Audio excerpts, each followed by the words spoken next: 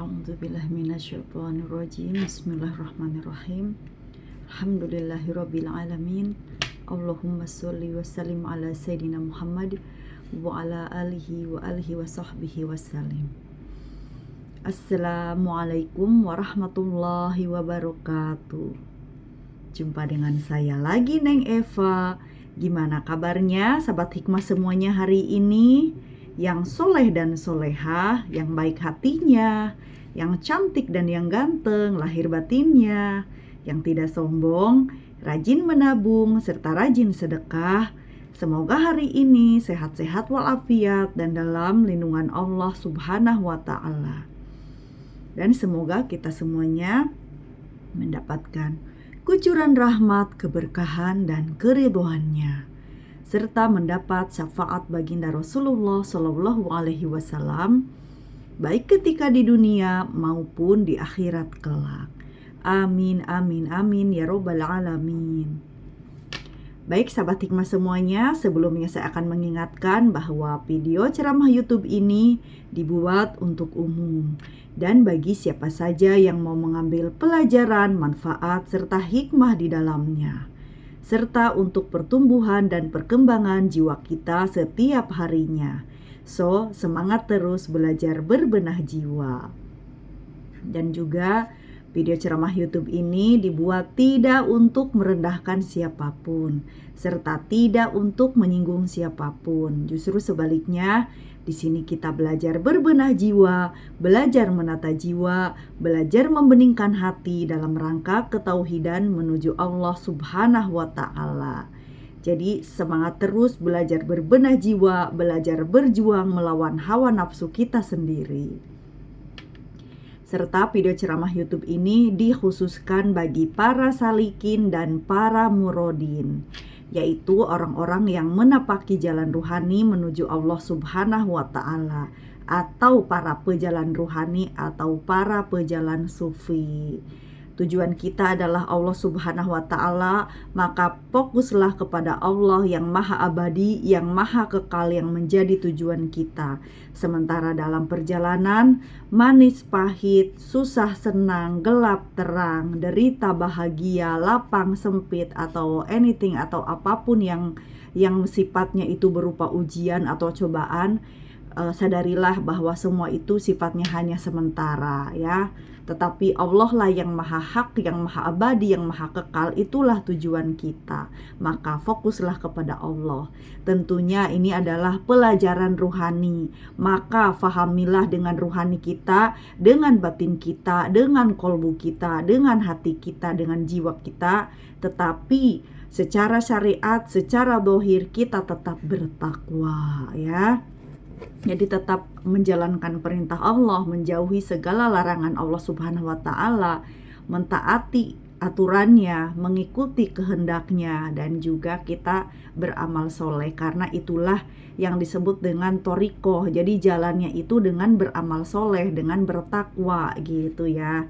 Tujuannya adalah Allah gitu, dengan memperbanyak jalan thoriqoh, memperbanyak amalan fardu, artinya istiqomah dengan amalan fardu, kita melaksanakannya, kita mengamalkannya, dan juga kita menambahkan amalan-amalan ibadah sunnah serta mengistiqomahkannya.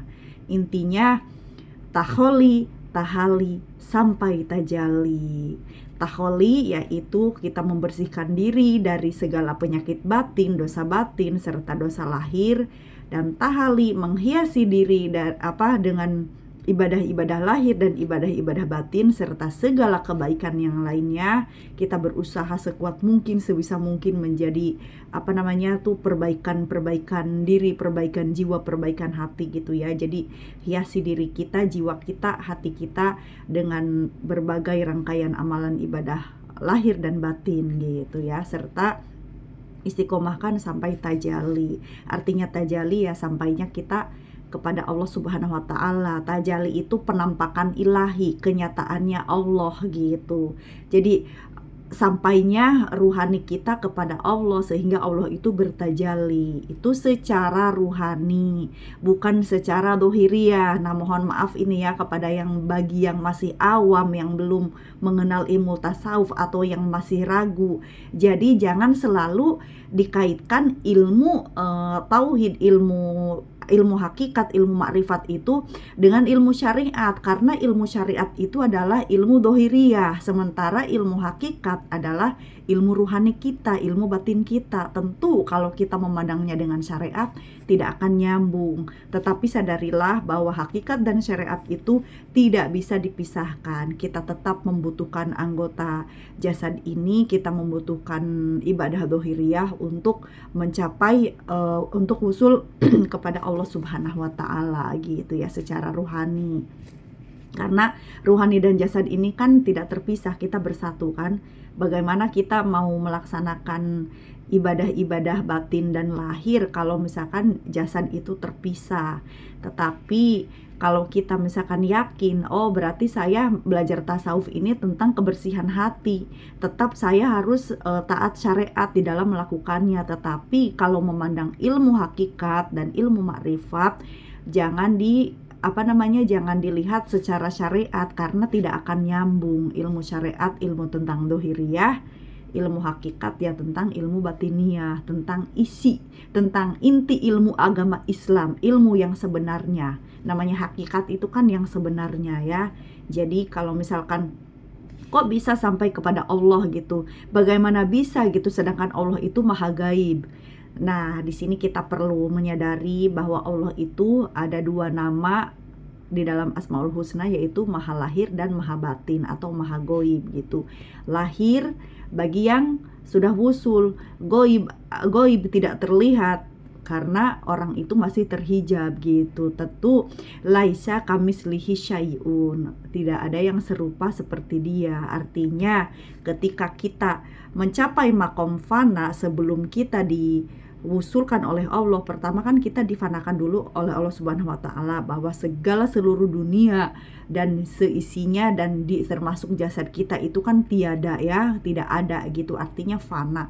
Baru disitulah tajalli Allah muncul gitu. Nah makanya kalau misalkan mustahil manusia bisa melihat Allah, memang betul, karena yang melihat dan yang dilihat adalah Allah itu sendiri. Karena wujud jasad tubuh kita itu difanakan dulu, tiada dulu gitu ya. Nah makanya disinilah banyak yang salah paham oleh ahli syariat, sehingga mereka itu menolak tasawuf gitu. Padahal bukan ilmunya yang salah, mereka yang tidak bisa memahaminya karena kurangnya kecerdasan spiritual di dalam hatinya, atau kecerdasan spiritualnya itu masih tertutup karena dia masih membatasi akalnya dengan akalnya yang masih terbatas. Sementara ilmu hakikat itu bukan ilmu akal, tetapi ilmu batiniyah, ilmu ruhani, jadi lebih dalam dari akal itu sendiri gitu.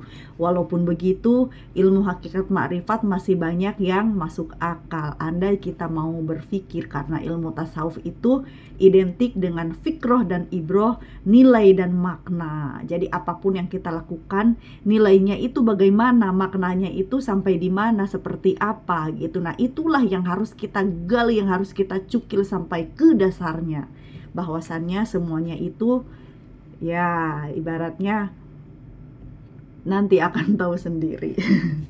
rahasia nanti ya, kita sedikit-sedikit, karena ini ada yang perlu dibahas tentang masih lanjutan Al-Hikam ke 96 ya. Kita ngaji lagi Al-Hikam. Bismillahirrahmanirrahim. Awalu wajibin alal insani ma'rifatun ilahi biistiqoni. Dan yang pertama wajib bagi manusia adalah mengenal Tuhannya dengan yakin. Bismillahirrahmanirrahim. Kajian ke-96. Ada kalanya dia membukakan pintu ketaatan untukmu, namun dia tidak membukakan pintu penerimaan. Ada kalanya Dia menetapkanmu berbuat dosa, namun ternyata dosa itu menjadi sebab sampainya dirimu kepadanya. Maksudnya sampai kepada Allah ya. Usul secara batiniah ya, ingat ya, bukan jasad kita yang sampai, tetapi ruhani kita, batin kita. Tolong jangan disalahpahami. Saya ulangi, ada kalanya Dia membukakan pintu ketaatan untukmu, namun tidak membukakan pintu penerimaan. Ada kalanya Dia menetapkanmu berbuat dosa, namun ternyata dosa itu bisa menjadi sebab sampainya dirimu kepadanya. Maaf. Ibnu Athaillah Al-Iskandari. Nah, kemudian Syekh Abdullah Asyarqawi Al-Khalwati, seorang Grand Syekh di University Al-Azhar Kairo, menambahkan penjelasan. Hal itu dikarenakan ketaatan terkadang disertai pula dengan kekurangan-kekurangan yang merusak keikhlasan, seperti ujub, sikap bergantung pada ketaatan itu, dan kebiasaan merendahkan orang yang tidak melakukan ketaatan. Semua keburukan itu menghambat ketaatanmu untuk diterima oleh Allah Subhanahu wa Ta'ala. Di sisi lain, dosa terkadang juga diikuti dengan permohonan, perlindungan kepada Allah, dan maaf darinya, penghinaan terhadap diri sendiri, dan pengagungan orang yang tidak melakukannya. Oleh karena itu, dosa bisa menjadi sumber pengampunan Allah untuknya dan sampainya ia ke hadiratnya. Masya Allah, Alhamdulillah. Atas dasar itu, seorang hamba tidak patut melihat penampilan lahir segala sesuatu, tetapi hendaknya ia melihat kepada hakikat dan intinya, sehingga jika ia sedang taat, ia akan takut, namun jika ia sedang bermaksiat, ia tetap berharap. Nah, di sini maksudnya saya tambahkan penjelasan ya, biar lebih paham lagi gitu. Ada kalanya Dia membukakan pintu ketaatan untukmu, namun tidak membukakan pintu penerimaan. Ada kalanya Allah menetapkanmu berbuat dosa, namun ternyata dosa itu bisa menjadi penyebab sampainya dirimu kepadanya. Artinya, mengapa ketaatan-ketaatan kita tidak diterima oleh Allah? Karena bisa jadi ketaatan tersebut disertai dengan ujub, sombong, ria, takabur gitu kan, sum'ah dan segala macam gitu, sehingga ketaatan itu malah menjadi hijab kepada Allah Subhanahu wa Ta'ala. Yang menjadi hijab itu bukan ketaatannya, tetapi kesombongannya yang disertai dengan riaknya, yang disertai dengan ujubnya, yang disertai dengan sum'ahnya, disertai dengan misalkan masih ada iri dengki kepada orang lain gitu kan. Jadi penyakit batin itulah yang menjadi hijab kepada Allah Subhanahu wa Ta'ala. Walaupun misalkan tiap malam kita sholat tahajud 40 rakaat misalkan, terus dengan bangganya gitu kan, saya nih gitu kan, atau saya loh semalam sholat tahajud 40 rakaat gitu kan, terus diceritakan misalkan kepada orang-orang gitu, yang mana orang itu mungkin bukan levelnya untuk memuji-muji kita atau merendahkan kita, sehingga orang lain juga ih apa sih gitu kan misalkan gitu. Terus misalkan merasa bersedekah misalkan paling banyak, yang lain 20.000, dia sendiri 100.000. Akhirnya dia ujub gitu kan, kalau bukan saya yang sedekah 100.000 itu nggak bakalan tuh dia bisa biayain masuk rumah sakit atau apa misalkan gitu kan. Atau misalkan musolahnya bisa jadi misalkan dengan 100.000 musolah jadi. Nah, jadi seperti itulah ketaatan-ketaatan yang disertai dengan rasa ria, ujub gitu kan, sum'ah, sombong gitu kan. Terus apalagi disertai dengan iri dengki kepada orang lain. Udah sedekahnya sedikit, dengki pula sama yang sedekahnya besar. Nah, itu kan lebih parah lagi ya. Nah, makanya jadi kalau misalkan kita sedang istiqomah di dalam ketaatan, maka takutlah kepada Allah. Takut kalau amalan kita itu tidak diterima oleh Allah Subhanahu wa Ta'ala, sehingga setelah atau sedang atau sebelum kita melaksanakan ketaatan, kita selalu memohon kepada Allah agar amalan kita itu diterima oleh Allah Subhanahu wa Ta'ala gitu. Karena banyak sekali memang orang yang taat tapi belum tentu diterima gitu, karena kurangnya kesadaran spiritual akan ketauhidan gitu kan, bahwasannya apalagi kita sudah belajar tasawuf, maka kita akan sadar bahwa pelaku amal yang hakiki adalah Allah Subhanahu wa Ta'ala. Sadarilah akan hal itu, insya Allah maka amalan ibadah kita itu akan diterima, karena kita tidak mengklaim diri kita yang berbuat gitu. Kita ini hanya media saja. Jasad ini hanya media untuk melakukan ketaatan. Pelaku amal yang hakiki adalah Allah Subhanahu wa Ta'ala. Tetapi pemahaman itu cukup di batin saja ya, tidak perlu dikeluarkan kepada orang lain gitu, sehingga akan menjadi kemusyrikan. Karena kalau kita menganggap dohiriyah ini Allah gitu kan, itu salah besar gitu. Nah makanya hati-hati, ini biasanya para salikin yang baru menanjak ruhani gitu ya, baru menjajaki perjalanan ruhani dalam kurun waktu 1 tahun atau 2 tahun pertama atau 3 tahun pertama yang masih belum wusul kepada Allah gitu. Biasanya ini tipe-tipenya nih ada di sini nih. Jadi mengagung-agungkan Allah tapi dia lupa tidak memfanakan dirinya dulu gitu di dalam hatinya gitu ya. Hati-hati ya.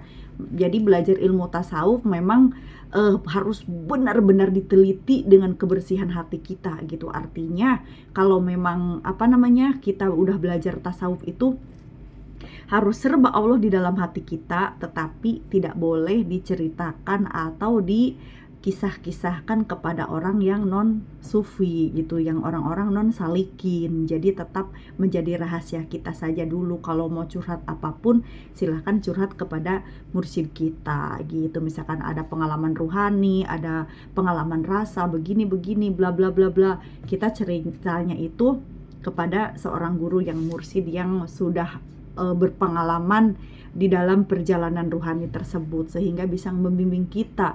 Kalau misalkan di situ ada rasa disertai ujub atau disertai ria atau sombong, maka madadnya itu kan akan bisa membersihkan kolbu kita kembali gitu ya.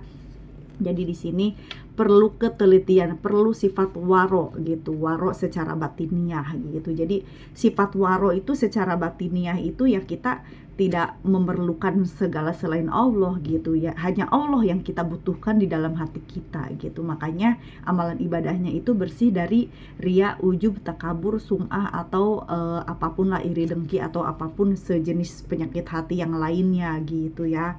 Jadi perlu disadari biar amal kita itu diterima oleh Allah Subhanahu wa Ta'ala. Allah itu hakikatnya tidak membutuhkan amalan ibadah kita. Justru Allah itu akan mengembalikan pahala-pahala tersebut tuh untuk kita sendiri gitu kan, untuk keuntungan kita di akhirat kelak gitu. Walaupun mungkin setelah kita belajar tasawuf kita tidak terlalu menginginkan pahala ya, karena memang ilmu batiniah itu kan harus bersih dari segala selain Allah. Namanya pahala, dosa, kelapangan, kesempitan, semua itu tidak ada di dalam hati kita. Yang ada hanya Allah. Itu pemahaman secara ruhani. Tapi tetap secara syariat pahala itu akan ada, Allah akan memberikan kepada kita. Nah makanya sayang kan kalau kita sudah berbuat taat gitu, tapi ketaatan itu disertai dengan penyakit batin sehingga Allah tidak menerima amalan ibadah kita. Makanya belajar ilmu tasawuf itu penting untuk kebersihan kolbu kita, sehingga amalan ibadah kita itu tidak sia-sia. Ibaratnya itu bermanfaat bagi diri kita, bagi dunia, bagi akhirat gitu kan, bagi siapapun gitu, sehingga menjadi sempurna iman kita itu gitu maksudnya ya. Walaupun secara dohiriyah kita tidak sempurna, tetapi keimanan itu ada yang sempurna, yaitu derajatnya keimanan insan kamil mukamil. Wallahu a'lam bisawab.